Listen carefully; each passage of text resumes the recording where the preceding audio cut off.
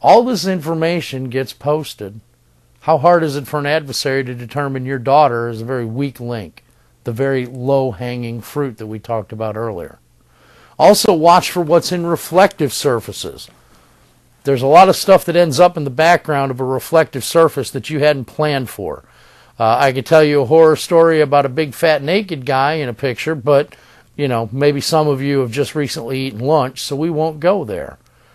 Sometimes that's done for the right, they're doing that for effect. Sometimes there's things in the background or reflective that you really didn't mean to be in there. So start looking at your pictures. Start thinking about it from an Opsec point of view. Enable your privacy settings. It's a great countermeasure. Actually know what they do. You wouldn't jump in a helicopter and hope to figure it out as you were flying, right? So why do you do that with a social networking site?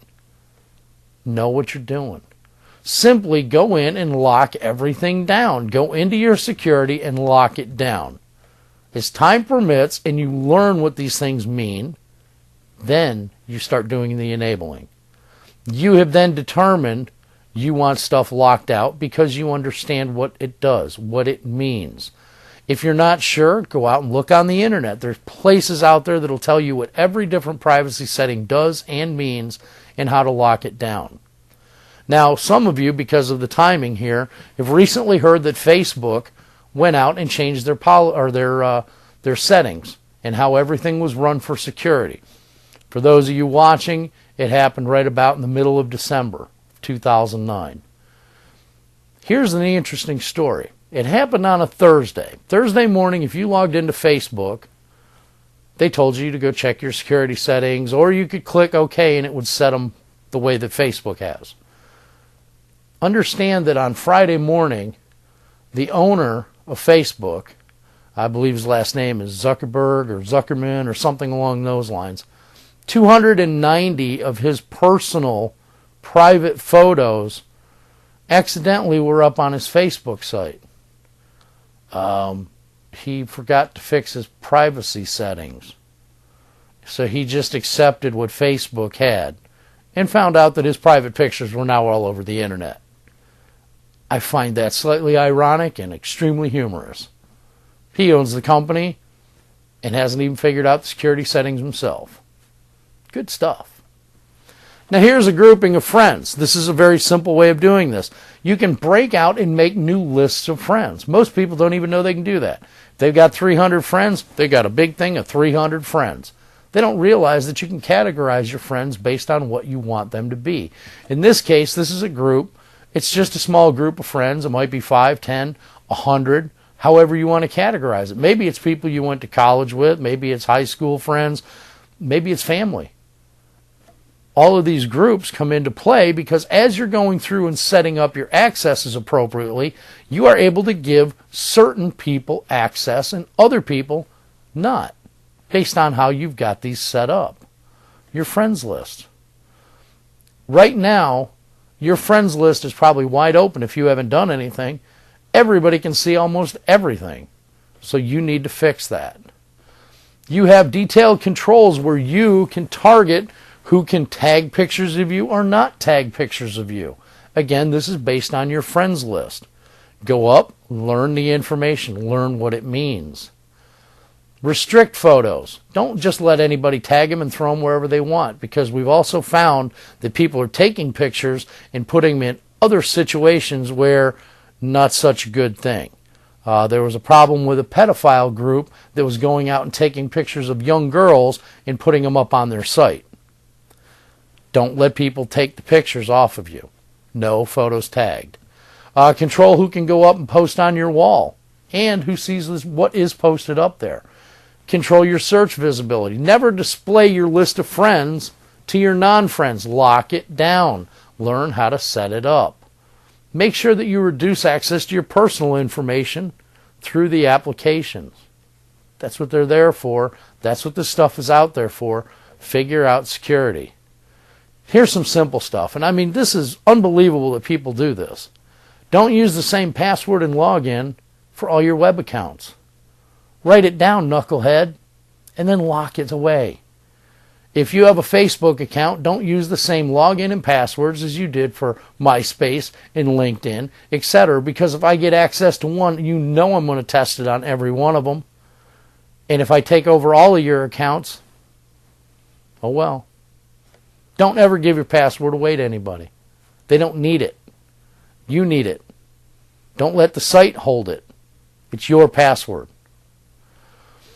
Don't browse around while you're logged into your social networking site. I mean, don't go out and Google and search for a bunch of stuff and have another window open, because that's a lot of the ways that cross-site scripting is happening, because people are leaving that stuff open and they're able to access.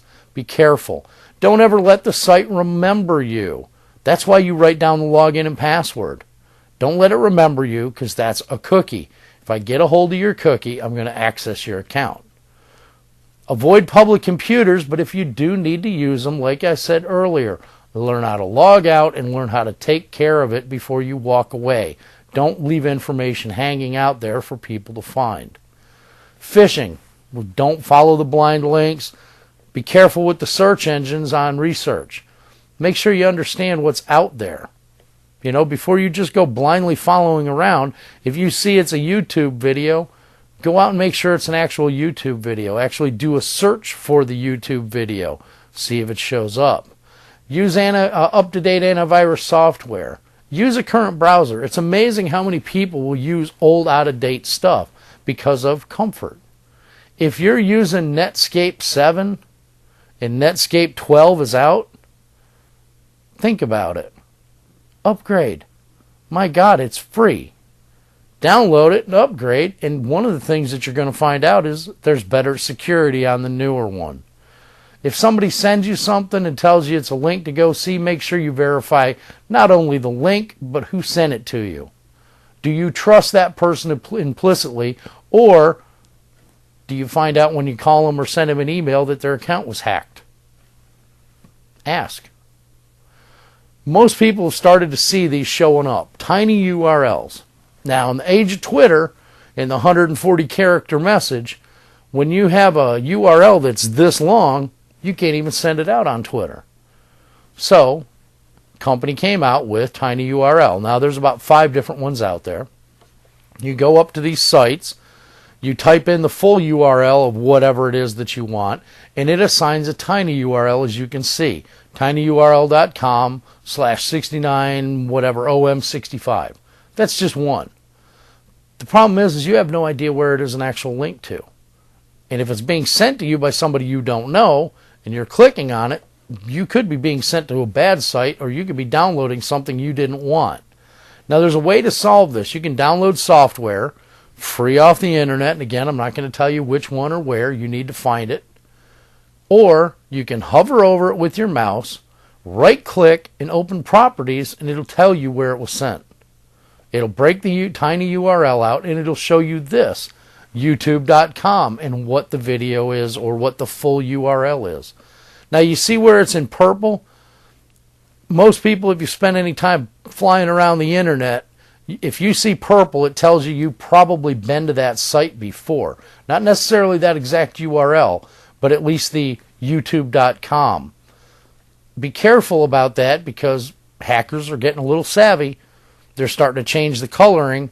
It looks purple. It makes you believe you've been there. Be careful. Now, use reasonable suspicion. Here's a simple way of looking at it.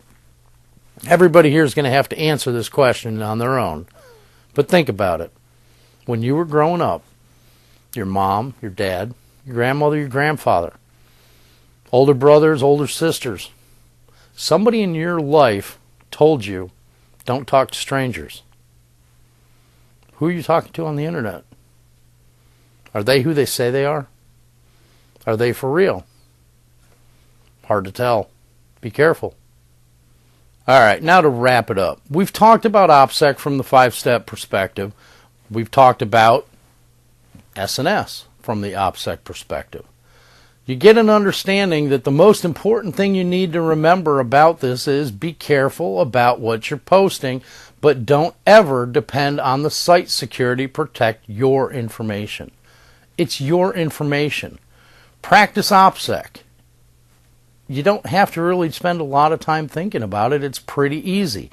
If you look at a bit of information that you're getting ready to post, and it kind of gives you that weird feeling, that little twinge in the gut, maybe that's trying to tell you shouldn't post it. Maybe it's time for you to simply think, careful what you post. Now, I can't have you ask any questions, but you have an instructor that is running these videos for you. Ask the instructor. Talk to the instructors, because they're well versed in SNS. If it comes down to it and you need more information, please contact myself or my partner in crime there, Jeremy Duffy. We built this brief together and we both give it, so we're well versed at what's going on with it. Our phone numbers are there, or you can contact us at ios.gov. You can also catch us at 443-479-4677, and if you look at it, that spells iOS. Pretty cool. I appreciate you taking the time to watch this video. I hope you learned something about SNS. Above all, people, it's not hard. You just have to pay a little common sense to what you're doing and what you're posting. Thank you for watching.